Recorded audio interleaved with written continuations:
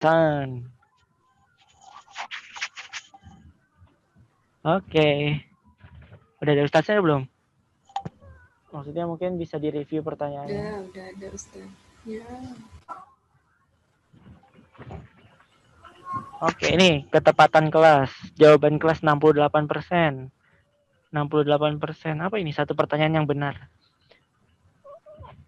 Pertanyaan yang sulit. Oh, yang pertanyaan 4. Jemuran Dani. Oke. Dijawab dengan salah oleh 8 dari 10 pemain. Pertanyaan paling panjang. Iya. Juga dikerjakan 25,41 detik. Oke. 80% orang-orang menjawab pertanyaan 4 salah. Waktunya menginvestigasi. Ya, mari kita lihat. Oke. Mungkin Ustadz Isnan Ya. mungkin bisa melihat apakah istilahnya kemampuan teman-teman nih kan ada yang 90%, 150. Dilihat dari pertanyaannya mungkin apakah memang sulit atau mungkin menjebak. Mungkin bisa direview Ustaz. Kayaknya yang jadi masalah menjebak. Karena ada tadi ada beberapa soal yang jawabannya 2 kan ya? Iya, ada. Oh. Nah, ya mungkin itu yang paling sulit kayaknya. Nah, yang pertanyaan 1 kan lumayan ya gampang lah, 90% kan tuh banyak yang ini ya. Pertanyaan kedua 100%. Ya. Pertanyaan ketiga 50%. Nah, itu kan ada 2 jawaban kan? Nomor 3. Ya, nomor 3 sama nomor 4 nih, emang ada 2 jawaban. Makanya ini kayaknya tadi mungkin yang banyak salah cuma milih 1 nih. betul bisa jadi.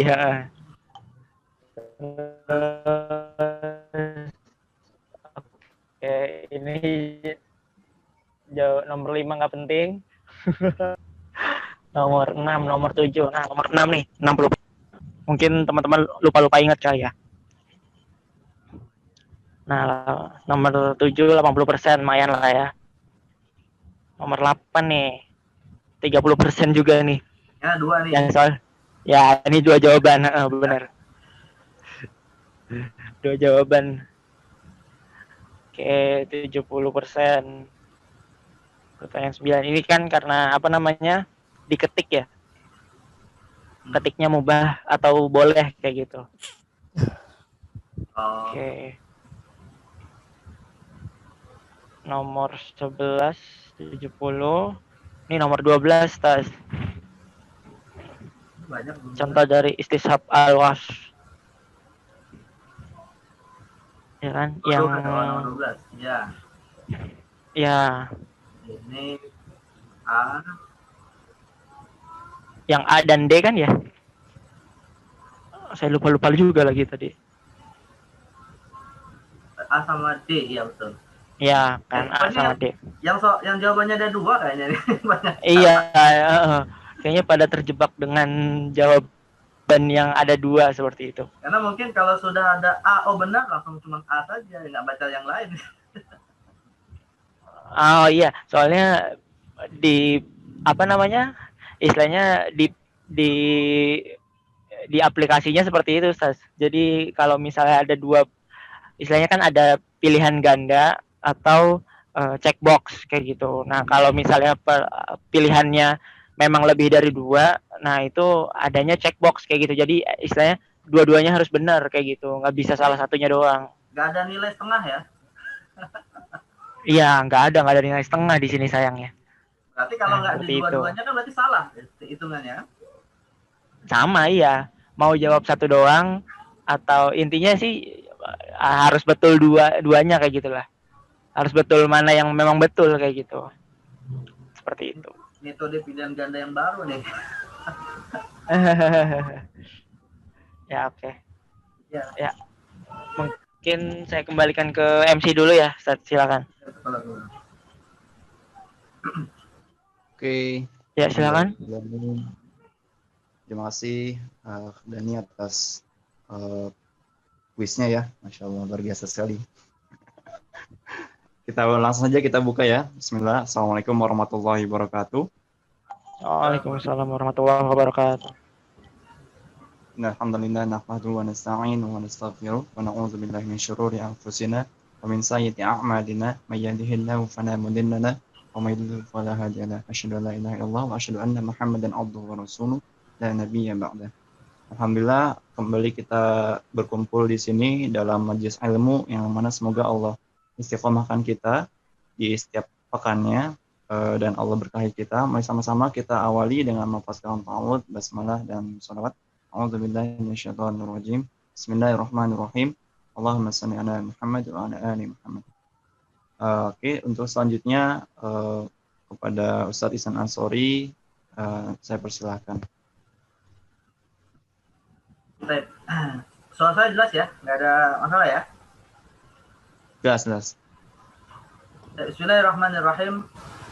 Assalamualaikum warahmatullahi wabarakatuh. Waalaikumsalam warahmatullahi wabarakatuh.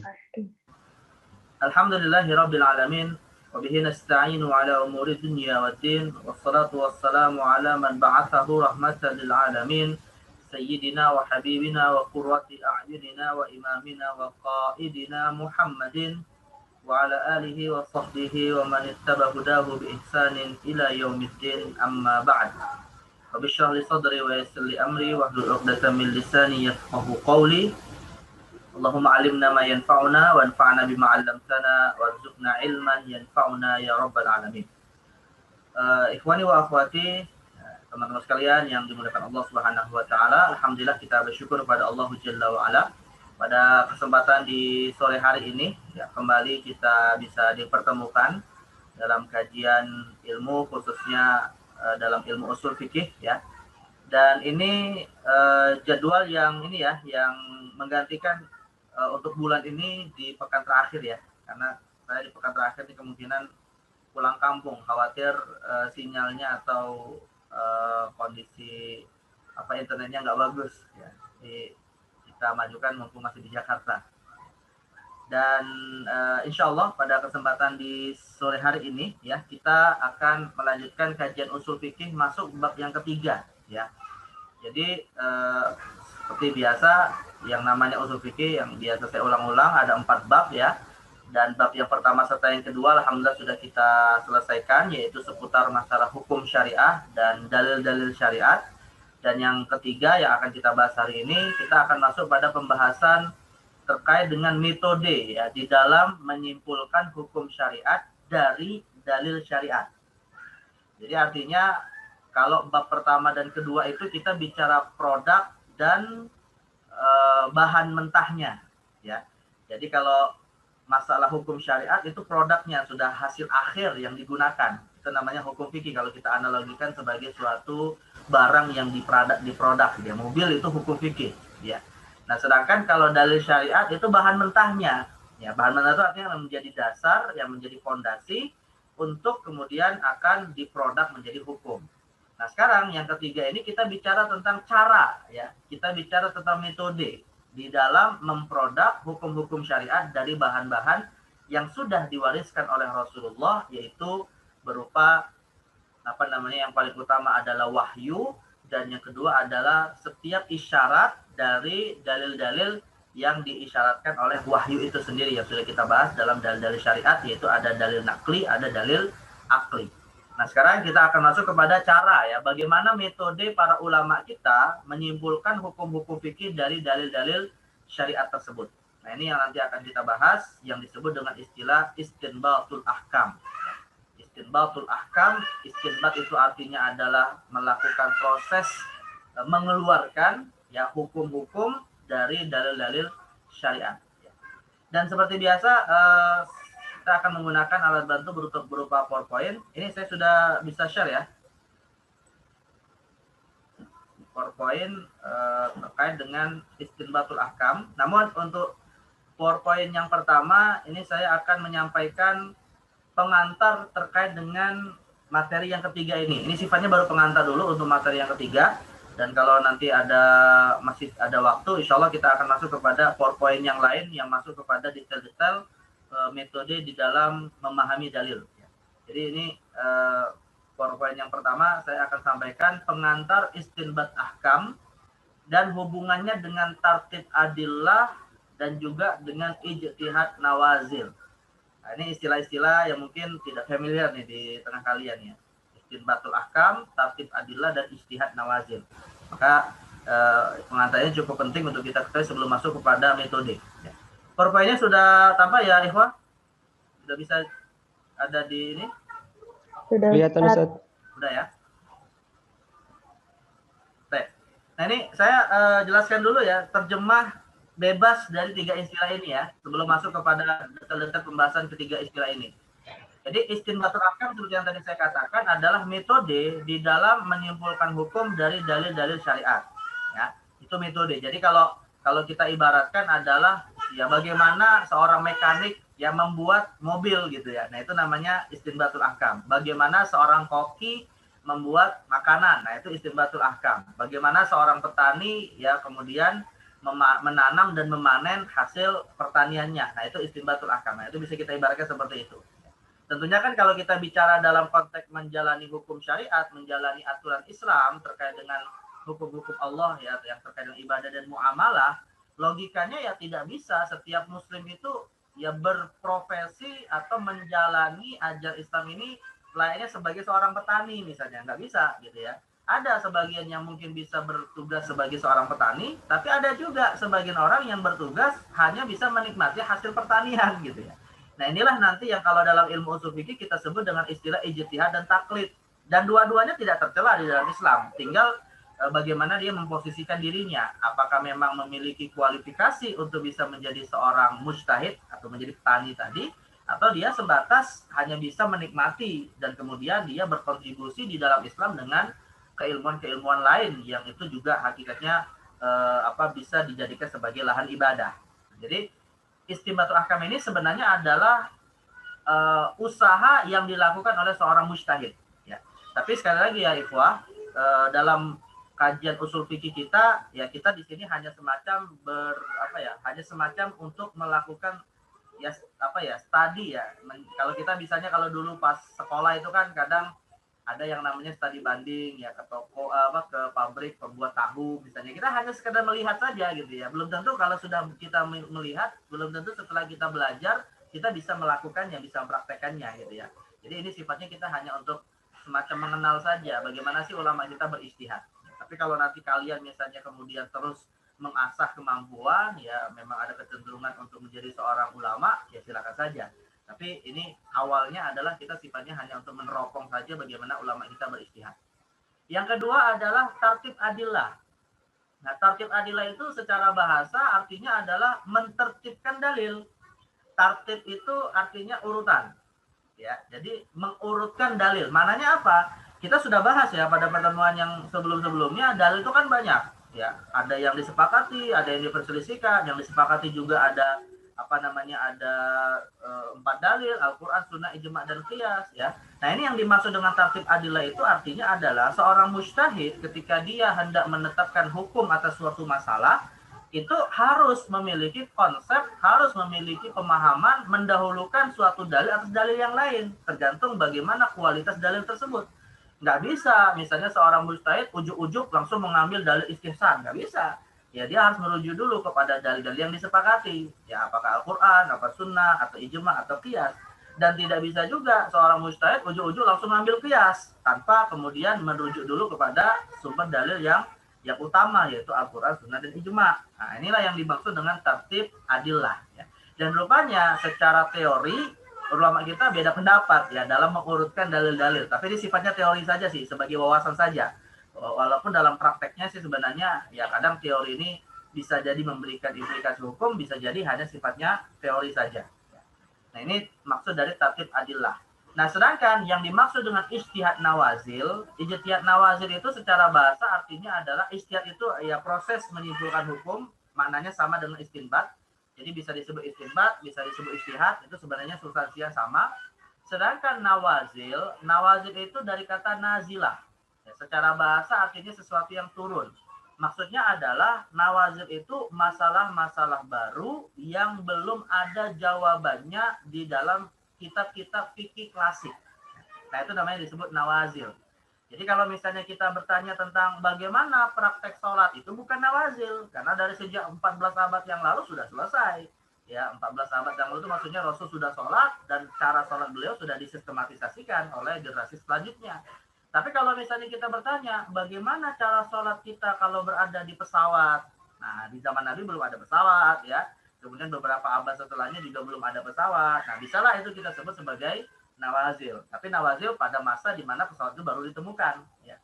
Atau misalnya kalau hari ini apa hukum jual beli? Ya, jual beli itu tidak disebut nawazil karena jual beli suatu praktek yang sudah dilakukan manusia sejak lama.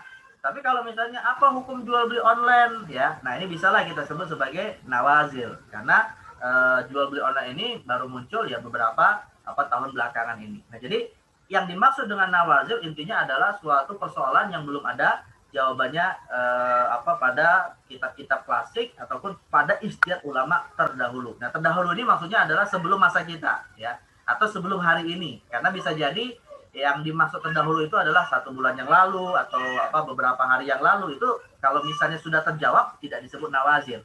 Nah, adapun kalau misalnya belum terjawab itulah yang namanya disebut nawazil ya.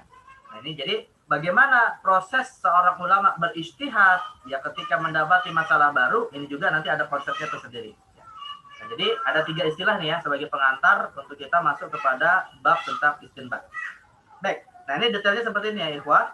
Ini tadi saya katakan di awal, kita masuk kepada pembahasan yang ketiga ya dari 4 bab ilmu usul fikih, metode istinbatul ahkam yang disebut oleh Imam Al-Ghazali dengan istilah istithmar. Istithmar itu artinya memanen buah ya. Itu beliau istilahkan dengan menganalogikan kepada praktek pertanian. Nah, yang terakhir nanti baru kita masuk kepada bab tentang konsep ijtihad, taklid, dan ada kaitannya dengan mazhab. Baik, apa hubungan ya? Tadi saya sudah jelaskan satu persatu antara istinbat ahkam atau istinbat hukum, tartib adilah, dan ijtihad nawazil. Nah, sekarang kita akan mencari titik temu atau hubungan antara 3 istilah ini. Apa sih hubungan antara istinbat ahkam, tartib nawazil, dan tartib adilah, dan ijtihad nawazil? Nah, ketika kita mencari hubungan antara 3 istilah ini ya, hal pertama yang sebenarnya akan kita posisikan itu adalah ijtihad nawazil. Ya, karena ijtihad nawazil itu artinya ya kita dapat masalah baru nih yang belum ada jawabannya. Ya, jadi kita bayangkan kita sedang menghadapi suatu persoalan baru yang belum ada ijtihad dari seorang ulama untuk menetapkan apakah hukumnya haram, wajib, sunnah, makruh, mubah dari hukum taklifi, atau misalnya belum ditetapkan apakah ini statusnya sebagai rukun, syarat, ya, atau dia sebagai dasar sahnya sesuatu atau batalnya sesuatu. Kalau kita bicara hukum wadai, jadi belum ketemu nih hukum taklifinya atau hukum wadainya. Nah, ini namanya disebut dengan ijtihad nawazil. Nah, seorang mujtahid ketika dihadapkan kepada suatu masalah yang disebut dengan ijtihad nawazil, ya, ada proses yang harus dia jalani. Tapi sebelum kita masuk pada prosesnya ya ikhwan, ini saya sebutkan dulu ya definisi ijtihad nawazil yang disebutkan oleh Syekh Muhammad Ibn Husain Al-Jaizani dalam kitabnya Fiqhun Nawazil Dirasah Ta'siliyah Tatbiqiyah. Nah, beliau mendefinisikan istilah nawazil itu mastada'a hukman syar'iyyan minal waqa'i al-mustajiddah. Setiap masalah baru yang terjadi di mana masalah tersebut mendesak untuk diketahui hukum syariatnya. Nah, di sini sebenarnya ada satu unsur yang juga cukup penting ya, tadi saya belum jelaskan. Yang namanya nawazil itu adalah bukan sekedar masalah baru, tapi masalah baru yang memang sedang betul-betul dibutuhkan oleh umat untuk diketahui hukumnya. Nah, maka kalau misalnya belum ada kebutuhan, ya itu artinya kalau belum ada dibutuhkan jawabannya ya sudah, itu sifatnya hanya sekedar sekedar otak-atik wawasan saja gitu ya. Tapi yang disebut nawazil yang memang dibutuhkan jawabannya inilah yang kita sebut nawazil. Misalnya begini. Ya, sebenarnya kalau belum dibutuhkan juga tidak disebut nawazil. Misalnya kalau ada yang mempertanyakan, bagaimana sih kiblat kalau kita nanti sholatnya ada di bulan misalnya, ya, sholat kiblat untuk sholat di bulan. Ya, ini kan secara praktis juga belum ada yang orang melakukan sholat di sana, misalnya gitu kan. Nah, maka untuk pertanyaannya seperti ini tidak usah dicari jawabannya. Ya, kalaupun memang nanti sebenarnya bisa saja dicari jawabannya, tapi dia tidak disebut nawazil karena memang belum ada kebutuhan untuk menjawabnya. Jadi ada unsur yang juga perlu diketahui bahwa yang disebut nawazil yaitu suatu persoalan baru yang memang butuh jawaban atas masalah tersebut karena sudah banyak terjadi di tengah umat. Nah, yang jadi masalah ya ikhwah, kalau kita bicara dalam bab muamalah ya, kalau dalam bab ibadah insya Allah nggak ada rata-rata sih tidak terlalu banyak nawazil. Kebanyakan nawazil itu terjadi pada bab muamalah. Dan yang lebih repot lagi ya, yang lebih menimbulkan masalah lagi, persoalan akad-akad baru dalam bab muamalah ini tidak sedikit yang datangnya itu bukan dari umat Islam. Ya, kebanyakan malah mungkin datang dari pihak-pihak non-muslim. Atau bisa jadi kalaupun datangnya dari umat Islam, persoalan baru dalam akad-akad baru ini itu juga tidak berdasarkan kepada pertimbangan hukum Islam. Ya, tapi berdasarkan pertimbangan-pertimbangan misalnya kemaslahatan atau pertimbangan kemanfaatan yang dianggap itu dinilai bermanfaat, ya, tapi tidak menggunakan standar-standar kemanfaatan versi Islam. Nah, itu yang kemudian menjadi persoalan ya yang akhirnya akan dicari jawaban bagaimana hukum Islam menetapkan jawaban atas masalah tersebut. Misalnya seperti yang hari ini juga belum atau perdebatannya masih cukup banyak juga ya, persoalan imani misalnya ya. Persoalan imani itu juga hari ini Majelis Ulama Indonesia sendiri itu belum menetapkan secara pasti hukumnya apa. Tapi mereka hanya membuat standar bahwa imani itu dinilai halal dengan standar sekian dan dinilai haram jika standarnya sekian gitu. Jadi tidak bisa memastikan ya produk imani hari ini itu dipastikan betul-betul murni halal. Karena MUI hanya mengeluarkan syarat-syarat kehalalannya dan syarat-syarat itu bisa jadi terpenuhi atau tidak ya oleh para penerbit imani tersebut. Nah, karena persoalan imani ini munculnya tidak pakai standar Islam dulu gitu ya, tidak berdasarkan standar pertimbangan hukum Islam. Makanya inilah yang nantinya disebut nawazil.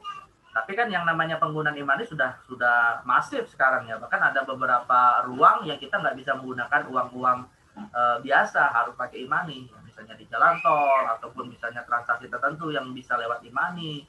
Nah, ini juga membuat desakan umat untuk mengetahui hukum tersebut. Jadi sekali lagi inilah yang dimaksud dengan nawazil. Nah, proses nawazil itu bagaimana ya? Proses untuk kita mengetahui hukum atas nawazil ini dan di mana wilayah istinbat ahkam dan di mana wilayah tartib adillah.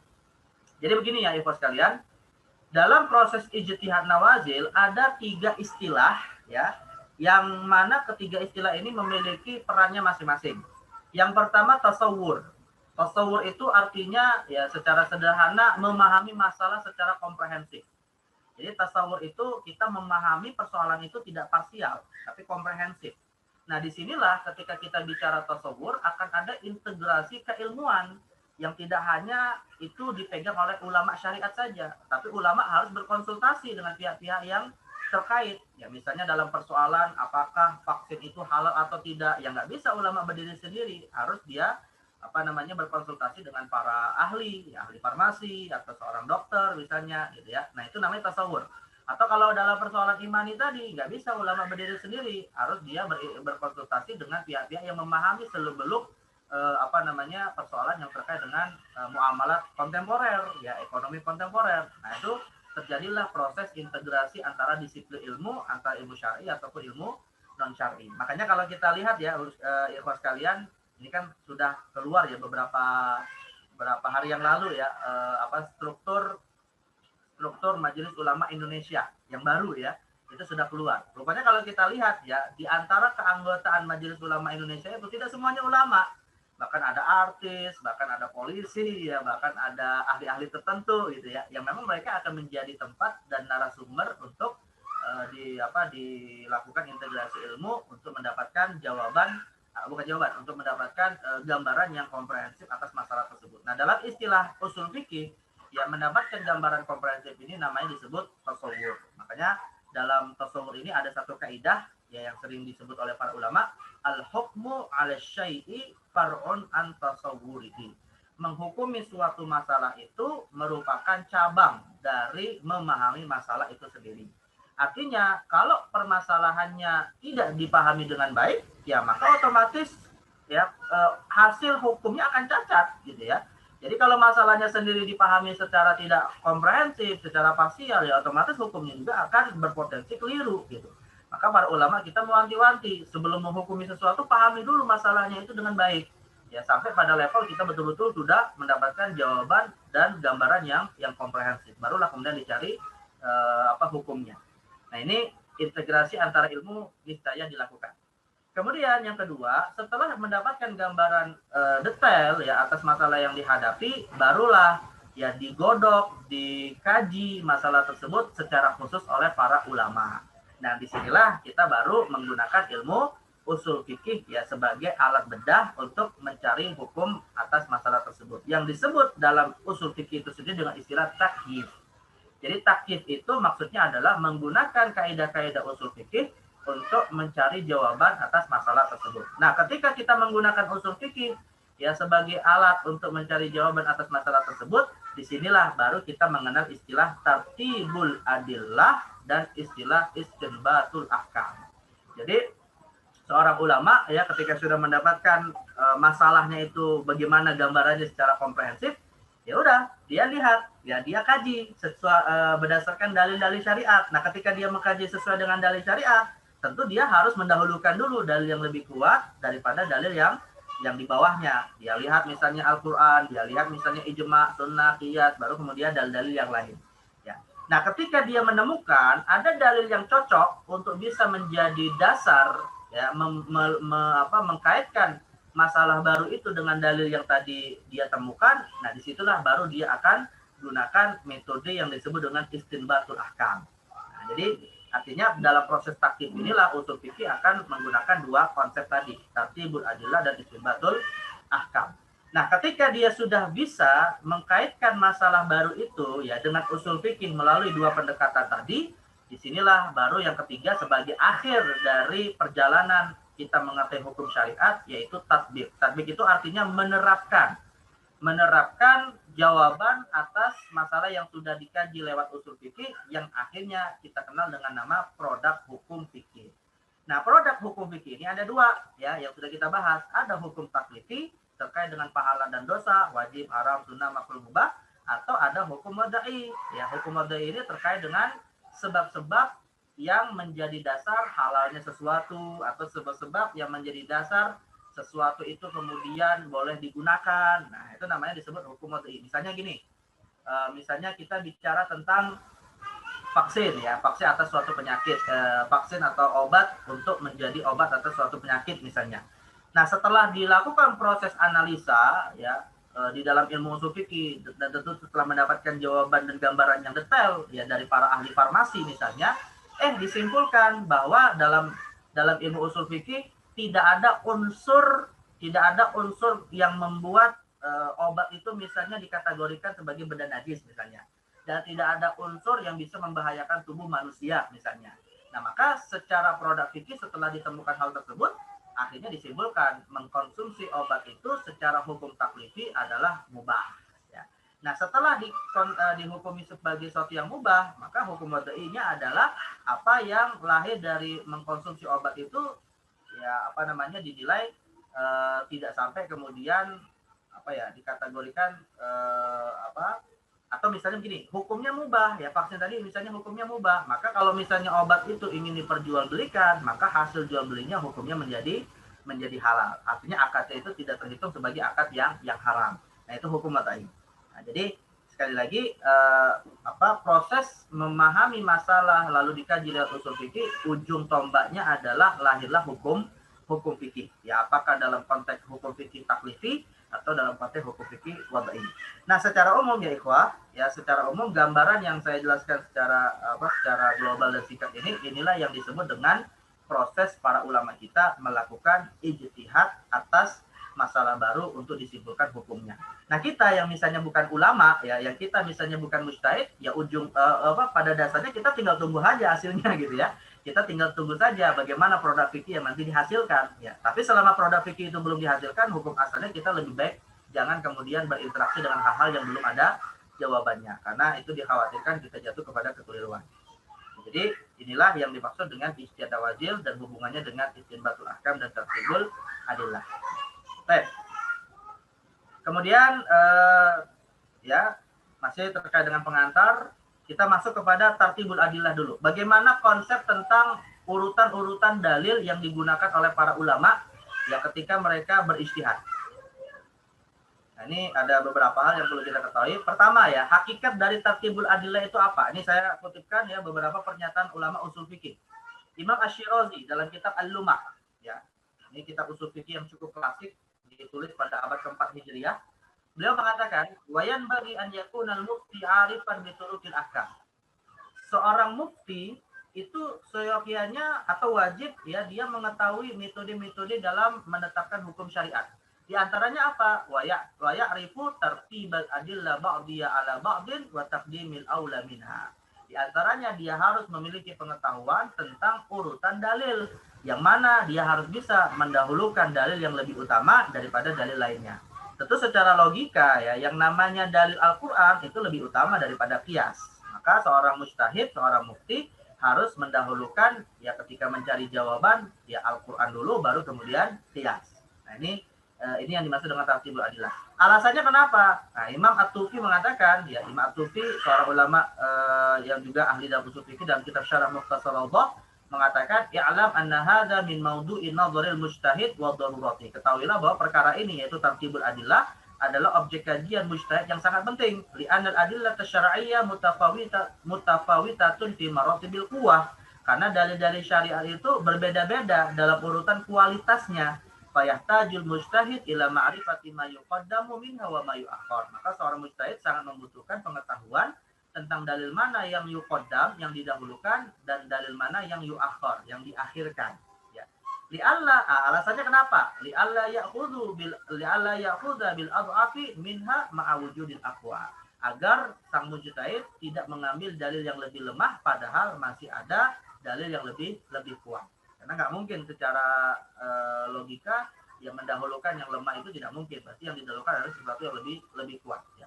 Fayakun, maka analoginya kata Imam At-Tufi, ya analoginya adalah kal mutayammim ma'a wujudil ma'. Karena kalau misalnya sang mujtahid malah mengambil dalil yang lemah padahal ada dalil yang kuat, maka itu dianalogikan seperti orang yang tidak boleh ya bertayamum ketika air masih bisa ditemukan. Artinya dalil yang lemah itu dianggap seperti tayamum, yang kita tidak boleh mengambilnya kalau masih bisa melakukan wudu gitu ya. Kalau masih ada dalil yang kuat, maka tidak boleh mengambil dalil yang lemah. Ya maksudnya kuat dan lemah ini bukan dari sisi kalau hadis misalnya ada sahih dan dhaif, bukan.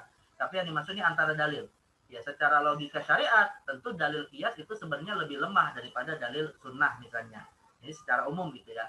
Jadi maka ketika misalnya seorang mujtahid ingin mencari jawaban, ya tidak boleh dia mengambil qiyas dulu atau misalnya mengambil dalil-dalil yang diperselisihkan sebelum meneliti dalil-dalil yang sudah dalil-dalil yang itu lebih kuat. Nah, sekarang yang menjadi persoalannya ikhwah, apa dasar kok tartibul adillah ini menjadi sesuatu yang wajib bagi seorang mujtahid, dan juga nanti apa teori tentang urutannya. Nah, dasarnya adalah hadis Nabi ya sallallahu alaihi wasallam dalam riwayat Abu Daud, di mana Rasulullah SAW itu pernah suatu hari ya mengutus Mu'az bin Jabal untuk menjadi qadhi, untuk menjadi hakim di wilayah Yaman. Nah, ketika Nabi SAW mengutus beliau menjadi hakim, ya karena Yaman saat itu sudah menjadi wilayah Muslim karena mayoritasnya sudah masuk Islam, tapi di sana kan tentu banyak orang awam yang belum mengenal Islam secara sempurna, secara lebih baik. Maka diutuslah sahabat untuk mengajarkan kepada mereka Islam. Nah, Nabi SAW membekali ilmu yang sangat penting untuk Mu'adz bin Jabal terkait dengan bagaimana dia menjawab masalah-masalah yang dihadapi masyarakat di sana dengan kacamata Islam. Maka Nabi berkata, kaifa taqdi idza urida laka qada. Maka Nabi bertanya kepada Mu'adz bin Jabal, wahai Mu'adz, bagaimana engkau menetapkan hukum, memutuskan perkara jika diajukan kepadamu perkara tersebut? Maka Mu'adz mengatakan, aqdi bi kitabillah. Lihat ya, beliau memberikan jawaban yang nantinya akan disetujui oleh Nabi. Nah, maka kata Mu'adz bin Jabal, yang pertama aku lakukan adalah memutuskan berdasarkan Al-Qur'an.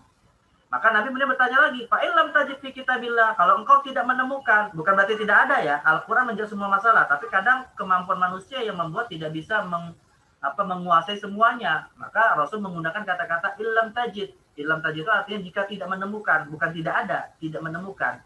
Nah, bagaimana kalau engkau tidak menemukan di dalam Al-Qur'an? Maka kemudian Mu'adz mengatakan, fa bi sunnati Rasulillah, aku akan cari jawabannya lewat sunnah Rasulullah. Fa illam tajid fi sunnati Rasulillah wala fi kitabillah. Lalu Nabi mengatakan lagi, kalau engkau tidak mendapati di dalam Al-Qur'an dan sunnah bagaimana? Maka kemudian Mu'adz mengatakan, ajtahidu ra'yi wala alu. Aku akan berusaha berijtihad dengan akalku dan tidak akan menggunakannya dengan ceroboh. Artinya beliau betul-betul berijtihad dengan maksimal. Nah, dari teori ijtihad inilah ya ikhwah, nanti akan yang pernah saya sampaikan bahwa ijtihad itu kan ada dua. Ada ijtihad kolektif, ada ijtihad personal. Kalau ijtihad kolektif, nanti kita sebut dengan ijma'. Kalau ijtihad personal, maka bisa disebut qiyas dan dalil-dalil yang lain. Maka perkataan dari Mu'adz bin Jabal inilah yang dijadikan dasar oleh para ulama untuk menetapkan adanya tartibul adillah. Nah setelah itu maka Rasulullah kemudian fadaraba Rasulullah sadrahu, Rasul memukul, ya, memegang dada dari Mu'adz bin Jabal dan berkata, alhamdulillahilladzi waffaqa rasulillahi lima yurdi Rasulullah sallallahu alaihi wasallam. Alhamdulillah Allah telah memberikan taufik, ya, kepada utusan Rasulullah yaitu Mu'adz bin Jabal untuk bisa melakukan yang sesuai dengan apa yang diridhoi oleh Rasulullah. Artinya, ya ikhwah, apa yang dilakukan atau apa yang dijawab oleh Mu'adz ini menjadi takrir. Ya, ditakrir, disetujui oleh Nabi bahwa ketika seseorang itu berijtihad, ya tidak bisa ujuk-ujuk ngambil sunnah Nabi. Dahulukan dulu Al-Quran, baru kemudian sunnah, baru kemudian ijtihad. Nah ini secara umum sebagai dasar adanya teori tartibul adillah. Tapi ya karena usul fikih itu berkembang, ya, dan ini salah satu sumber tartibul adillah, rupanya dalam perjalanannya teori menetapkan mana dalil yang lebih utama ini para ulama tidak sepakat, ya. Nah saya menyimpulkan paling tidak, walaupun ini bukan pembatasan, ada kemungkinan teori yang lain, tapi paling tidak yang masyhur ada 3 teori. Yang masyhur ada 3 teori. Teori yang pertama ini adalah teori yang disampaikan oleh Imam Najmuddin At-Tufi, ya, dalam kitab yang tadi saya sebut, Syarah Mukhtasar Rawdah, di mana beliau intinya, ya, dalam kitabnya tersebut menetapkan teori urutannya, ya. Urutannya itu pertama yang dicari oleh mujtahid itu ijma' dulu. Jadi sang mujtahid, ya, sang ulama, sang mufti, ini ketika mendapati masalah dia pastikan dulu nggak ada kesepakatan ulama dalam masalah itu. Ya, karena yang didahulukan kata beliau adalah ijma' dulu. Nah kalau ijma' kemudian tidak ada, artinya kesepakatan ulama kemudian tidak ditemukan, barulah merujuk kepada Al-Quran dan hadis mutawatir secara seimbang. Jadi bukan Al-Quran baru hadis mutawatir, tidak. Secara bersamaan dia merujuk Al-Quran dan hadis yang mutawatir. Ya, kenapa? Kenapa kok ijma' lebih dahulu? Ya, Imam At-Tufi mengatakan karena ijma' itu tidak mungkin dinasakh, tidak mungkin dihapus. Tapi Al-Quran dan hadis ada kemungkinan dihapus hukumnya, gitu ya. Nah, karena tidak ada kemungkinan dihapus, ijma' lebih utama. Lalu yang kedua, Al-Quran dan hadis yang mutawatir itu digunakan secara bersamaan karena kedudukannya dua-duanya qat'i. Al-Quran qat'i, kemudian hadis mutawatir qat'i. Qat'i itu artinya dia kualitasnya itu, ya, bersifat absolut, ya. Qat'i itu bersifat absolut yang tidak mungkin menimbulkan persepsi-persepsi dan ihtimal atau kemungkinan makna yang diperselisihkan. Nah, itu Al-Quran hadis mutawatir. Nah, kalau tidak ditemukan dalam Al-Quran dan hadis mutawatir, yang ketiga menggunakan hadis ahad. Ya, hadis ahad itu adalah hadis yang sifatnya dhanni, ya, sifatnya relatif. Nah, kalau tidak ditemukan dalam hadis ahad, baru menggunakan qiyas. Dan kalau tidak ada ditemukan dalam qiyas, baru menggunakan dalil-dalil yang lain, yaitu istihsan, istislah, sadud zari'ah, mazhab sahabat, syar'u man qablana, dan akhirnya adalah istishab, ya, seperti yang sudah kita pelajari. Ini teori pertama, ya, teori pertama. Teori yang kedua, nah ini teori yang disampaikan oleh Imam Al-Ghazali dalam kitab Al-Mustasfa. Ya, Imam Al-Ghazali mengatakan yang lebih awal malah istishab, ya. Yang dulu kan atau kemarin kan saya pernah sampaikan, ya, bahwa dalil terakhir itu istishab. Tapi rupanya ada memang sebagian ulama yang mendahulukan istishab dulu. Ya, mendahulukan istishab, di antara kaidah istishab adalah hukum asal segala sesuatu mubah. Nah, itu didahulukan dulu sebagai prinsip atau sebagai teori yang harus ada di benak seorang mujtahid. Jadi seorang mujtahid itu ketika misalnya mendapati suatu masalah, dia memiliki semacam kaidah, ya, kaidah yang lahir dari istishab bahwa hukum asal segala sesuatu adalah mubah, bahwa hukum asal dari benda cair adalah suci, bahwa hukum asal dari yang namanya hubungan seksual adalah haram. Nah, itu konsep-konsep yang harus ada dulu di benak seorang mujtahid yang kita sebut istishab. Nah, baru kalau misalnya ada kemungkinan tidak digunakan hukum asal, rujukan keduanya adalah adillah sam'iyah. Adillah sam'iyah itu artinya adalah dalil-dalil nakli yang disepakati. Ijma', Al-Quran dan Sunnah Mutawatirah itu setingkat, baru kemudian Sunnah Ahad. Nah, kalau tidak ada di dalam adillah sam'iyah, yaitu dalil-dalil nakli yang disepakati, baru kemudian kepada dalil akli, yaitu qiyas. Nah, kalau tidak ditemukan dalam qiyas, barulah dalil-dalil lainnya. Nah, kalau kita bandingkan, ya, antara yang pertama dan yang kedua, maka yang kedua ini mendahulukan istishab. Ya, tapi untuk yang setelah istishab, maka sejalan dengan teori yang pertama, yaitu dari ijma', Quran, sunnah, baru qiyas dan seterusnya. Nah, teori yang ketiga ini disampaikan oleh Imam Ibnu Al-Arabi dalam kitab Al-Mahsud. Kalau yang pertama, ya, At-Tufi itu mazhabnya Hambali. Yang pertama At-Tufi itu mazhabnya Hambali. Sedangkan yang kedua, teori yang kedua Al-Ghazali itu mazhabnya Syafi'i. Nah, yang ketiga ini Imam Ibnu Al-Arabi dalam kitab Al-Mahsul, beliau mazhabnya Maliki. Nah, beliau mazhabnya Maliki. Ya, teorinya adalah Al-Qur'an dulu, baru sunnah, mazhab sahabat, qiyas dan dalil-dalil lainnya. Nah, di sini beliau tidak menyebutkan adanya ijma, ya. Karena bisa jadi menurut persepsi beliau ijma itu sesuatu yang sulit untuk ditemukan, ya, dalam persoalan nawazil. Makanya beliau menafikan adanya ijma untuk masalah nawazil. Karena yang namanya persoalan baru itu potensi kuatnya adalah terjadi ikhtilaf, dan karenanya yang dirujuk adalah bukan ijma tapi sumber-sumber seperti Al-Qur'an, baru punya sunnah. Nah, yang ketiga beliau menggunakan mazhab sahabat, baru kemudian qiyas, dan yang kelima dalil-dalil yang lain seperti istihad, istislah dan seterusnya. Nah, ini teori dalam mazhab Imam Ibnu Al-Arabi yang bermazhab Maliki. Tapi sekali lagi ya ikhwah, tadi saya katakan ya ini sebenarnya teori ya, yang kalau kita cari contoh kasusnya juga kadang saling tumpang tindih dan agak sulit untuk kita menetapkan contohnya. Tapi ini sekedar wawasan saja untuk sebagai teori tartibul adillah. Yang penting kalian paham apa yang dimaksud tartibul adillah dan bagaimana secara umum konsep dan dasarnya. Baik. Kemudian teori tentang istinbatul ahkam. Nah, ini yang dimaksud istinbatul ahkam ini ya ikhwah, saya belum masuk kepada contoh-contoh fikih ya untuk mempermudah pemahaman. Saya ingin memperkenalkan dulu kalian istilah-istilah di dalam usul fikih terkait dengan bab istinbatul ahkam. Ini sebenarnya materi yang paling sulit kalau dalam usul fikih. Tapi secara global saya ingin memperkenalkan. Ya, tapi sebelum masuk kepada metode dengan banyak istilah barunya, ya, kita pahami dulu sih apa sih yang dimaksud dengan istinbatul ahkam ya. Walaupun tadi sekilas saya sudah sampaikan. Jadi istinbat itu secara bahasa artinya adalah dari kata nabat.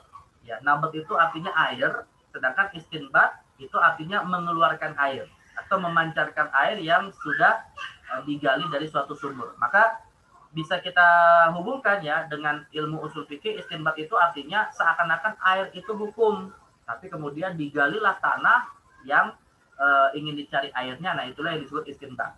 Nah, ini kata istinbat dari sisi bahasa Arab. Nah, sedangkan kalau dari sisi definisi usul fikihnya, Imam Syarif Ali Al-Jurjani dalam kitab At-Ta'rifat yang mengatakan bahwa istinbatul ahkam definisinya istikhrajul ma'ani minan nusus bi fartul zihni wa quwwatil qarihah. Ya, intinya adalah mengeluarkan makna. Ya, mengeluarkan makna itu maksudnya menyimpulkan suatu hukum. Ya, dari nas. Nas di sini maksudnya dari dalil ya, bukan hanya Al-Qur'an Sunnah sebenarnya, tapi dari setiap dalil syariat, dengan mengerahkan fartul zihni wa quwwatil qarihah, dengan mengeluarkan segenap kemampuan dan potensi yang dimiliki. Maka disinilah penggunaan logika akal, ya, penggunaan kemampuan membaca suatu dalil, ya, itu sangat betul-betul digunakan agar kesimpulan hukumnya adalah maksimal. Dan ini diambil dari hadis yang tadi dikatakan oleh Mu'adz bin Jabal, di mana Mu'adz mengatakan wa ajtahidu ra'yi wala alu. Maka kalau tidak ditemukan secara mudah dari Al-Qur'an dan Sunnah, aku akan berijtihad dengan akalku dan tidak akan ceroboh menggunakan akal. Nah, jadi para ulama itu berijtihad itu tidak main-main ya, dia memang betul-betul maksimal menggunakan akal. Makanya ada sebagian riwayat ya ikhwah, Imam Syafi'i misalnya ya, beliau ditanya tentang masalah ijma itu 3 hari bolak-balik baca Al-Qur'an. Itu biar tidak namanya mencari jawaban itu tidak semudah membolak-balikan telapak tangan. Itu prosesnya panjang karena ini amanah dari Allah ya. Dan kalau kita kemudian bermudah-mudahan, maka kita akan jatuh kepada ancaman Allah, wala taqu ma laysa laka bihi ilmun, dan janganlah berbicara tentang hukum Allah dengan tanpa ilmu. Nah, itu ancamannya luar biasa ya, termasuk bagian dari dosa besar. Makanya ulama kita itu ketika mencari jawaban itu tidak sembarangan. Ada juga seorang sahabat Abdullah bin Mas'ud. Ya, beliau pernah ditanya tentang masalah hukum keluarga. 1 bulan beliau kemudian membolak-balikan Al-Quran yang beliau hafal untuk bisa mencari jawabannya. Dan ini bukan perkara yang mudah. Kalau kita yang bukan ulama sebenarnya lebih mudah ya. Kita tinggal tunggu aja hasilnya. Nah, itu. Jadi makanya Allah wajar kemudian mengganjar bahwa ulama itu kalau benar dapat 2 pahala, kalau dia salah dapat 1 pahala. Salah dalam arti bukan salah yang disengaja, tapi salah yang sudah melalui proses yang panjang, tapi rupanya qadarullah di mata Allah rupanya ijtihadnya adalah keliru ya. Maka itu tidak diganjar sebagai dosa, malah dihitung mendapatkan 1 pahala. Nah, ini secara definisi ya, secara teorinya. Nah, metodenya bagaimana? Metode di dalam istinbatul ahkam itu ada 2. Secara umum metode dalam menyimpulkan hukum dari dalil-dalil itu ada 2. Pertama adalah istinbat atas nas. Kita menyimpulkan hukum dengan cara memahami nas. kita menyimpulkan hukum dengan cara memahami ayat dan hadis Nabi Shallallahu Alaihi Wasallam. Itu namanya istinbat atas nas. Ya. Dan yang kedua, ada konsep ta'arudul adillah. Ta'arudul adillah itu artinya ketika kita dihadapkan kepada suatu kondisi di mana dalil-dalil itu kontradiksi, itu namanya ta'arudul adillah. Ya, kita baca satu ayat, itu namanya istinbatun nas. Tapi kalau kita membaca ada 1-2 ayat yang memiliki konteks hukum yang sama tapi rupanya kontradiksi, atau 1-2 hadis yang memiliki konteks yang sama tapi secara kesimpulan hukum seakan kontradiksi, maka ini namanya disebut dengan ta'arudul adillah, ya. Jadi kalau hanya satu dalil yang tidak ada kaitan dan tidak ada kita kontradiksikan dengan dalil yang lain, itu namanya istinbat atas nas. Tapi kalau ada kemungkinan kontradiktif dengan dalil yang lain, ini namanya ta'arudul adillah. Dan masing-masing ya dua kondisi ini punya metode yang berbeda. Kalau istinbat atas nas itu ada 3 metode. Ya, ada istinbat bayani, istinbat ta'lili, istinbat istislahi. Istinbat bayani adalah metode memahami nas menggunakan pendekatan bahasa Arab. Nah, jadi ini disinilah nanti akan ketemu fungsi bahasa Arab. Ya, misalnya dengan menggunakan kaidah al-amrul mutlaq lil wujub, bahwa yang namanya perintah itu hukumnya adalah wajib. Pertanyaannya, apa yang dimaksud dengan lafaz perintah? Nah, dalam bahasa Arab lafaz perintah banyak. Ada if'al, ada fal yaf'al, ada qadha, ada wajaba. Nah, ini ya, maka otomatis akan terkait dengan bahasa Arab. Ya, makanya mungkin kalian di sini nanti agak berat juga ini ya, karena harus punya basic bahasa Arab yang cukup bagus juga. Tapi ya paling tidak mengenal secara global saja lah.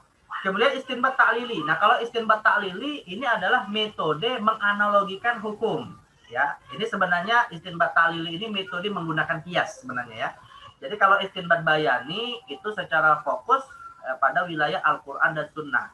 Tapi kalau istinbat ta'lili ini sudah menggunakan metode kias. Karena ta'lili itu artinya ilat. Ilat itu artinya alasan hukum. Kenapa kok perkara ini diharamkan?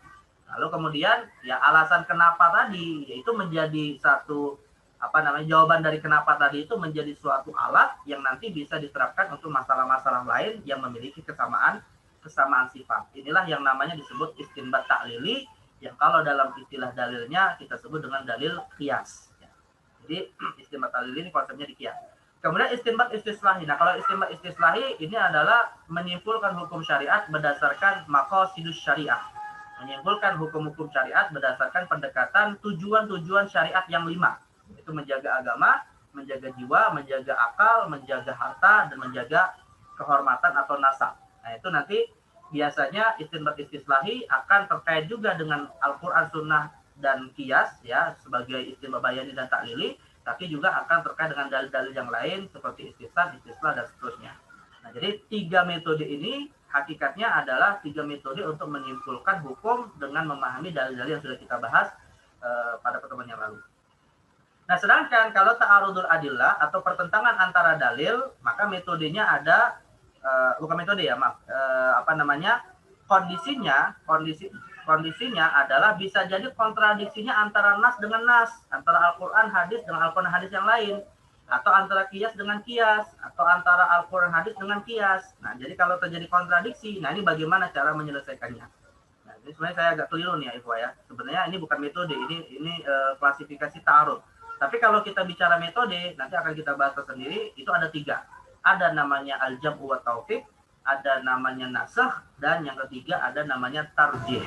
Jadi kata istilah jamak, istilah nasakh, dan istilah tarjih ini adalah metode di dalam menyimpulkan ya suatu hukum dari dalil yang kesannya kontradiktif. Ya. Nah, inilah metode di dalam menyelesaikan dalil yang kontradiktif. Nanti insyaallah akan kita detailkan lagi.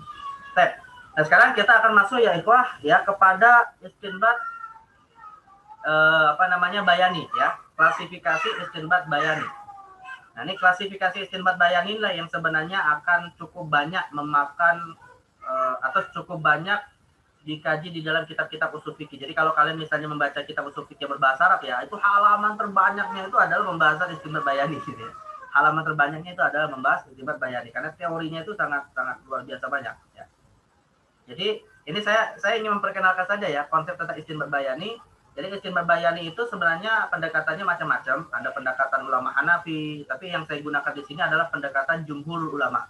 Ya, mayoritas ulama membagi cara memahami Al-Quran dan Sunnah dengan pendekatan bahasa menjadi dua. Pertama ada namanya mantuk, kedua namanya mafhum. Mantuk itu artinya adalah memahami teks ya berdasarkan lafaz teksnya. Itu namanya mantuk. Jadi kalau misalnya kita menyimpulkan misalnya wa aqimus shalah, dirikanlah salat. Lalu kemudian dari makna dirikanlah salat ini kita simpulkan bahwa perintah itu hukumnya wajib. Maka akan disimpulkan salat hukumnya wajib. Ya. Misalnya Allah juga mengatakan wala ta'kulu Allah mengatakan misalnya wala taqul lahum uf misalnya ya. Janganlah kamu berkata uf kepada orang tua. Nah, larangan berkata uf kepada orang tua itu namanya mantuk. Namanya mantuk.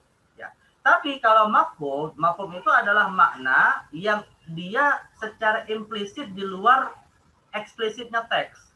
Ya, ketika Allah mengatakan janganlah berkata itu secara mantuk berarti secara mafhum Allah melarang kita untuk melakukan hal-hal yang itu dikategorikan menyakiti orang tua, seperti memukul atau seperti mencela atau seperti ya pokoknya perbuatan-perbuatan yang dianggap itu dianggap bisa menyakiti orang tua. Karena kata itu dia termasuk bagian dari menyakiti orang tua dengan lisan. Tapi bukan berarti ketika Al-Qur'an melarang kita berkata maka kemudian boleh untuk yang lain, tidak ya. Jadi secara mantuk dilarang mengatakan tapi secara mafhum dilarang untuk melakukan hal-hal yang itu dikategorikan menyakiti orang tua. Atau bisa kita sebutlah mantuk itu memahami ayat secara eksplisit, sedangkan mafhum itu memahami ayat secara implisit. Atau secara tersurat kalau mantuk, sedangkan kalau mafhum itu secara tersirat. Nah, teorinya apa saja? Kalau mantuk nanti akan kita kenal ada namanya mantuk sori, ada mantuk ghairu sori. Kalau mantuk sori nanti ada 3 ya, ada namanya nas, lawannya nasakh, ada namanya zahir, lawannya muawwal, ada mujmal, lawannya mubayyan. Kalau kemudian zahir atau muawwal nanti ada 5 klasifikasi lagi. Ada amr, ada nahi, ada am, lawannya khas, ada mutlak, lawannya muqayyad, ada huruful ma'ani. Ya, huruful ma'ani itu misalnya seperti huruf ba, seperti fi, wa, ya kemudian min. Nah, itu punya makna sendiri dan bahkan bisa menyimpulkan atau bisa melahirkan kesimpulan hukum yang diperselisihkan ulama. Nah, itu namanya huruful ma'ani. Yang pernah saya sampaikan mungkin ya kalau kalian masih ingat, ketika misalnya para ulama berbeda pendapat di dalam memahami makna ba dalam ayat wamsahu biruusikum dan usaplah di kepalamu.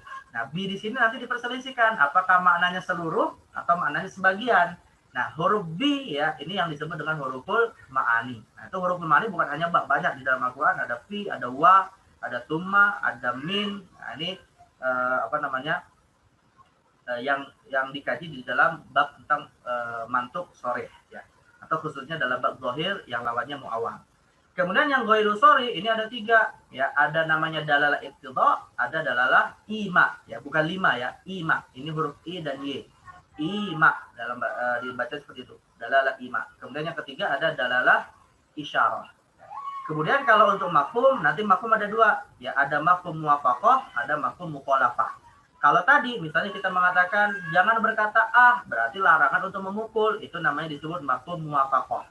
Tapi kalau mafhum mukhalafah misalnya begini, Rasul mengatakan dalam suatu hadis wa fi sa'imatil ghanami shadaqah, yang wajib ditunaikan zakat itu adalah hewan ternak yang digembalakan di padang rumput. Nah, itu berarti mafhum mukhalafahnya kalau hewannya itu tidak digembalakan di padang rumput tidak wajib dizakati. Nah, itu namanya disebut mafhum mukhalafah, karena Rasulullah memerintahkan zakat hanya untuk hewan yang digembalakan di padang rumput. Mafhum mukhalafahnya berarti kalau tidak digembalakan hukumnya tidak wajib dizakati, walaupun nanti bisa saja dia dizakati lewat jalur yang lain. Nah, itu namanya disebut mafhum mukhalafah. Nah, mafhum muwafaqah ada 2, ada mafhum muwafaqah aulawi, ada mafhum muwafaqah musawi. Mafhum muwafaqah aulawi itu artinya muwafaqah yang lebih besar daripada mantuk, sedangkan kalau mafhum musawi adalah muwafaqah mafhum yang dia setara dengan mantuk. Kemudian mukhalafah. Kalau mukhalafah ini yang paling tidak ada 6. Ada mafhum sifat, ada mafhum hal, ada mafhum zaman, ada mafhum ghayah, ada mafhum syarat, dan ada mafhum al-hasr. Nah, ini satu-satu tadi insya Allah akan kita jelaskan lah, ya, kalau ada waktunya. Ini terkait dengan pembahasan secara global istinbat bayani. Nah, sedangkan kalau pembahasan istinbat taklili, ini saya jelaskan secara global ya. Kalau istinbat taklili, maka ada taklil tasyri'i, ada taklil qiyasi. Yang mana terkait dengan taklil tasyri'i dan taklil qiyasi ini tadi. Taklil tasyri'i itu begini, Iwan. Taklil tasyri'i itu adalah menetapkan hukum tanpa dianalogikan kepada masalah yang lain. Itu namanya taklil tasyri'i. Misalnya begini, taklil tasyri'i itu misalnya adalah Allah Subhanahu wa taala menetapkan salah satu di antara penerima zakat itu adalah fakir. Berarti seseorang itu bisa menerima zakat karena dia punya ilat, punya alasan karena dia berstatus orang fakir.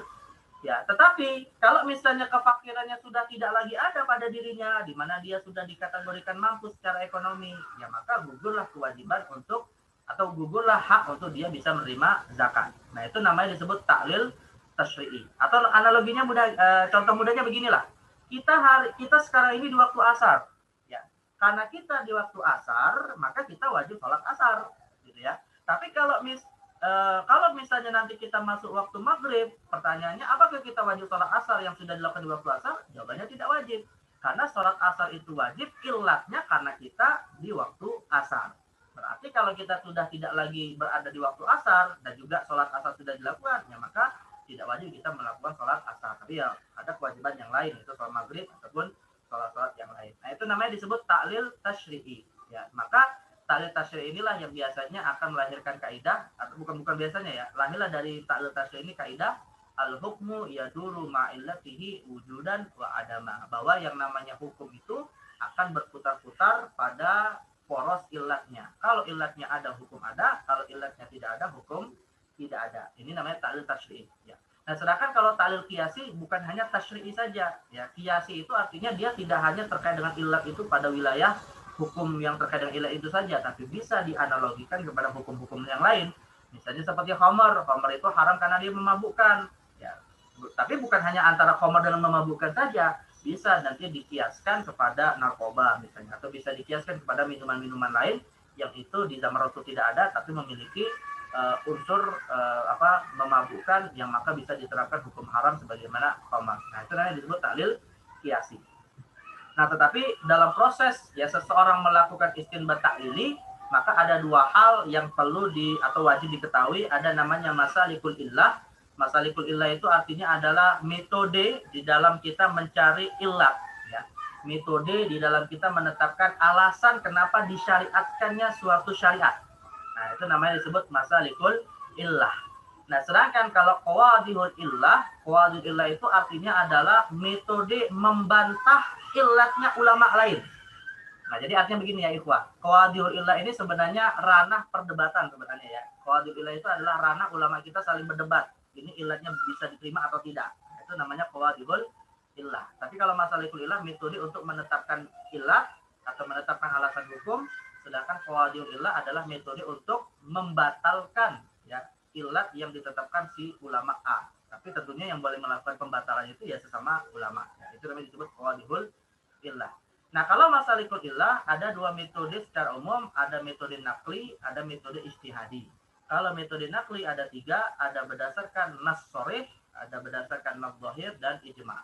Kalau berdasarkan ijtihad, maka paling tidak yang populer banyak sebenarnya ya, tapi yang populer ada 4. Ada berdasarkan isyarah, munasabah, as-sabr wa taqsim, dan ad-dawaron. Nah, ini memang istilah yang kalau dihafal agak sulit juga ya.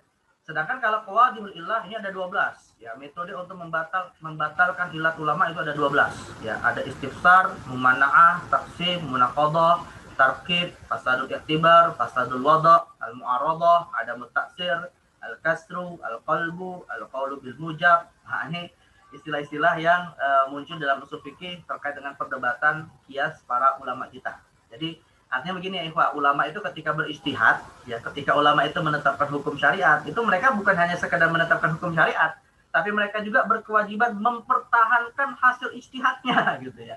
Khususnya kalau itu dalam majelis munadharah, dalam majelis perdebatan, ketika si fulan mengatakan haram, yang lain mengatakan makruh atau mengatakan mubah, maka di sini mereka akan saling berargumentasi tentang dalil yang mana yang paling kuat di antara mereka. Nah, maka diciptakanlah kaidah-kaidah ya terkait dengan bagaimana cara membantah ijtihad ulama yang lain. Nah, ini kalau dalam ilmu usul fikih maksud dalam bab istinbat taklili.